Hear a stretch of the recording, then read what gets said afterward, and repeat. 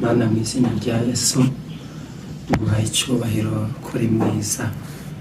Reka ijambo ryawe rihinduke umucyo uvira abadukurikirana mu izina ryera rya Yesu. Mbere na mbere hariho jambo uwo yahoranye n'Imana, ibyaremwe byose byaremwe na jambo niyo mucyo watuviriye.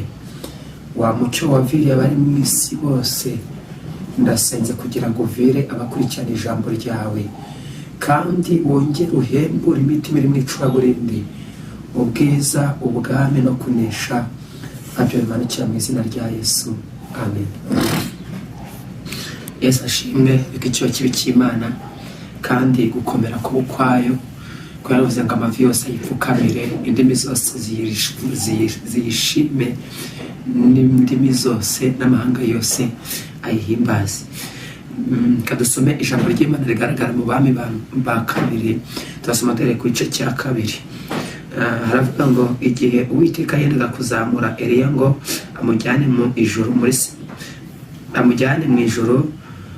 muri serwakira, Eliya ahagurukana na Elisa Gilugali. Eliya abwira Elisa ati, ndakwinginze sigara hano kuko Uwiteka antumye Beteli. Elisa aramusubiza ati, urahiye Uwiteka uhoraho n'ubugingo bwawe sinsigara. Nuko baramanukana bajyana Beteli. Imana ishimwe ko ari Imana yacu. Iri jambo ririmo ibika bitatu, abyo tugiye kuvugaho. Ririmo ibika bitatu, abyo tugiye kuganiraho. Bibiliya itangiye itubwira ukuntu Eliya yari agiye kujyanwa mu ijuru, ariko yari ari Beteli ari kumwe na Eliya. Eliya yari ari Beteli ari kumwe na Elisa. Ngo icyo gihe ngo Uwiteka yendaga kujyana Eliya mu ijoro amujyanye muri serwakira. Niko Bibiliya itubwiye. Eliya yendaga kujyanwa mu ijuru ari muri serwakira. Bibiliya ivuze ngo iki?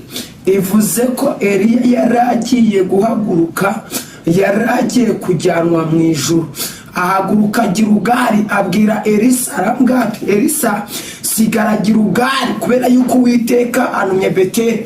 Elisa yaramubwiye ngo ndahiye Uwiteka n'ubugingo bwawe ntabwo nsigara.